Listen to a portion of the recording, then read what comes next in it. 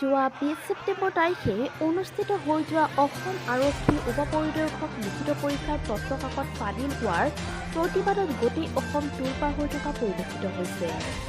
আজি যোৰহাট জিলাৰ অন্তৰ্গত তিতাবৰ মহকুমাৰ ছাত্ৰ সন্থাই নিয়োগ সংক্ৰান্তীয় কেলেংকাৰী ৰোধ কৰাত অসম চৰকাৰৰ চূড়ান্ত ব্যৰ্থতাৰ আৰু উচ্চ পৰ্যায়ত তদন্ত কৰি দোষীক দৃষ্টান্তমূলক শাস্তি প্ৰদান দাবীত প্ৰতিবাদ সাব্যস্ত কৰাৰ লগতে মুখ্যমন্ত্ৰী সৰ্বানন্দ সোণোৱালৰ প্ৰতিমূৰ্তিও দাহ কৰে।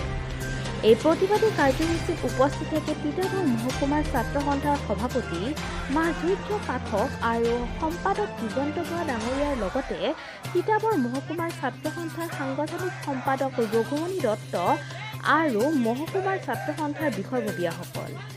মৰিয়নিৰ পৰা অৱন বৰগোহাঁইৰ ৰিপৰ্ট, নিউজ অসম 24।